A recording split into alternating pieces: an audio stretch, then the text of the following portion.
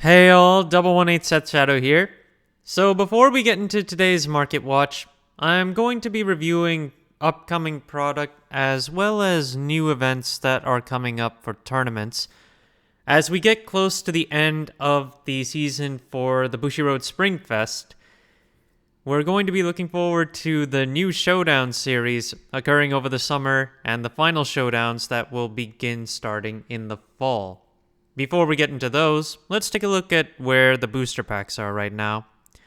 As of now, our most recent booster pack is Cosmic Mythos, which is the fourth installment in the game. And in the end of June, on the 21st, we'll have Omens Eternal come out after that. And Omens Eternal is going to be a unique product where it also marks the first anniversary of Shadowverse Evolve's release into the foreign market. As a result, there are a few goodies that are coming with Omens Eternal, including special hot stamps to mark the first anniversary of certain cards, as well as a God Pack, where you can pick up all the ultimate rares that come in this set. Then you've also got Paragons of the Colosseum coming in August. That's still far to come, and we'll have gaps in between each of these sets. Each gap that we've seen up to this point has been 2 months. And during that time, it's kinda... you don't really see much happening in the market until you get to see some extra tournament results, especially unexpected ones. But overall, today's market is pretty stable, with only a few things that continue to hold while most things are still going down at this point, especially with players preparing for Omens Eternal. In addition, in July, we're also going to be having the Glory Finder format get introduced. The 4-player deck bundles are going on sale in July and bring about the new multiplayer format that is available for Shadowverse Evolve, so be sure to stay tuned on that as well. And talking a little bit about the Showdown series, so after the BSF is over, we'll have Showdown challenges from July to August, and then there's a Grand Showdown. The first one is in North America starting in September, but it'll be the only one available for North America, and I believe there was a news report saying that this is going to happen in California. Not really a surprise, but if you want to participate in any of the Showdown challenges, the prize pool here is you can get Draconic Knuckle Dragons Evo, and then for the top 8, you'll get the evolved form of King Elephant, and if you're the champion, there's another alternate art of Dark Alice in Super Legendary format. We already have the ultimate one, but this is also an alternate art beyond that. And if you attend the Grand Showdown, there's more to gain there, where you can get Fashionable Necta as a participation prize. If you rank in the top 32, you'll get Blazing Breath as an alternate art. And if you get into the top 16, you get a playmat of one of the new Omen cards from Set 5, Gilneas. And if you get into the top 8, you'll also get a alternate art of her card as well. That's how it's looking there. And again, it'll be in California, and it's going to be in September. Now let's go into market, and we're going to start with Sukuna Brave and Small. As with most Forestcraft foil cards, this one is up in value right now, where we've got $13.75 as the base, but a market price of $9.21. Although the card is selling for close to $15 if you take a look at recent listings, and it's on an uptrend. Given that Forest is one of the popular decks of this format, we only have 4 listings available with 8 copies overall, and they range from about $15 to over $25 when you consider the shipping and handling there. You've also got the foil version of Marvelous Sunday, which before I was talking about how this was getting bought out, and now it's just bought out to the point of $12 with 3 listings available. However, no sales recently have gone above $10. Taking a look at it a bit more closely, yeah. It's sold for as high as $8.50, but no higher than that. And there are only 4 copies available where they go for 12 all the way to about 17, again, when you count the shipping and handling tags that are added there.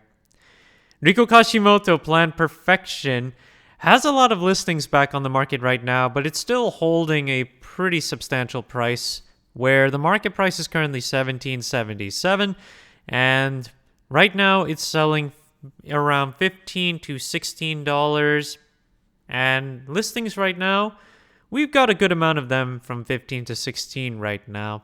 So while this card got massively hyped before to the point of 20 and above, that was competing with the super legendary, and I guess it just all balanced out in the end. But Riko Kashimoto is still one of those generic neutrals that can see play in a number of different decks and has a pretty good tech overall.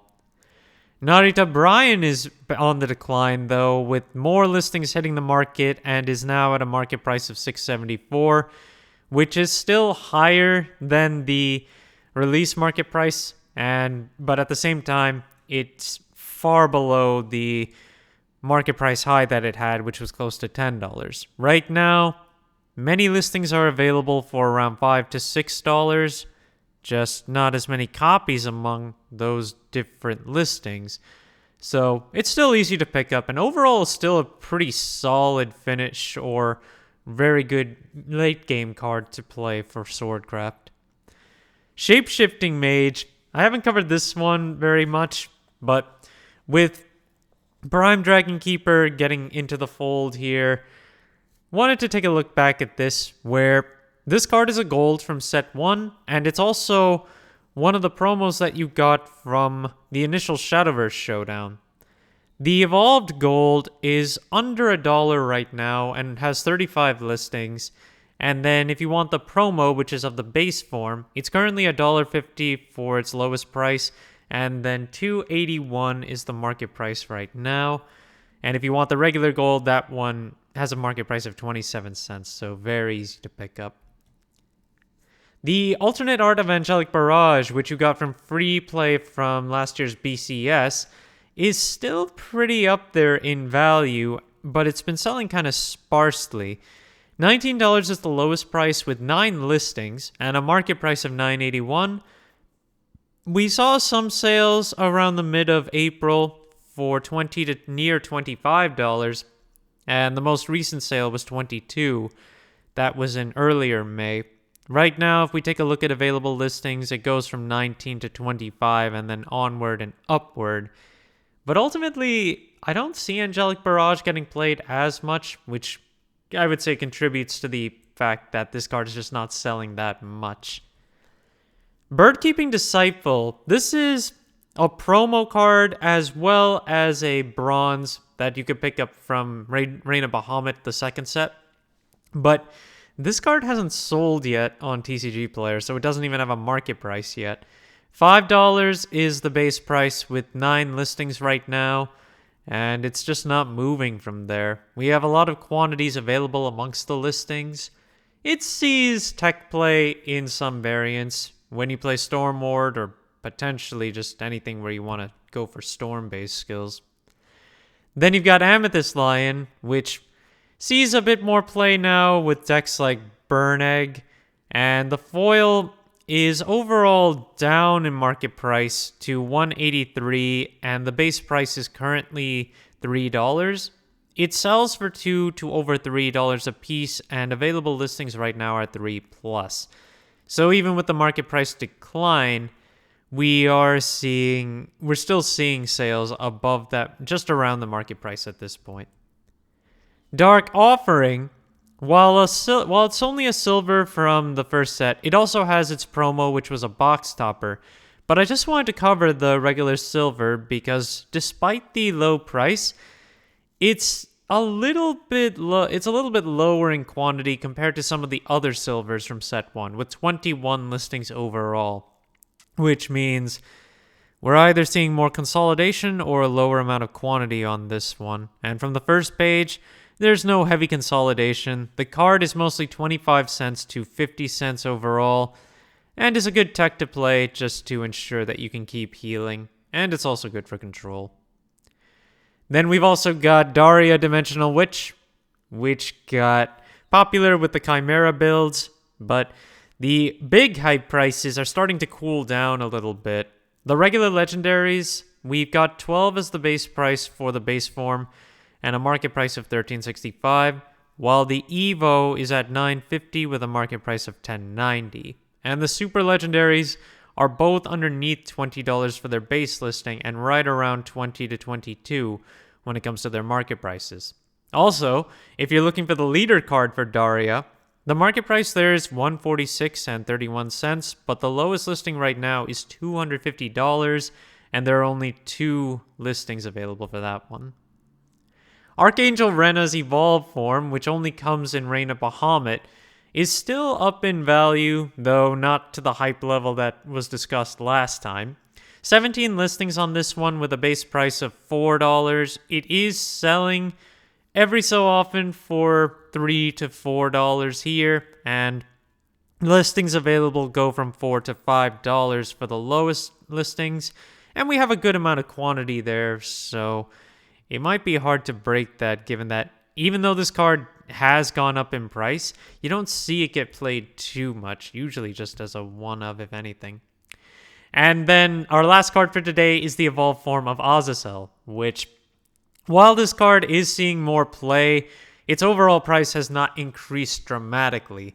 We have it at a market price of 96 cents right now, which is up from where it was before, but it sells for $1, sometimes to even $2.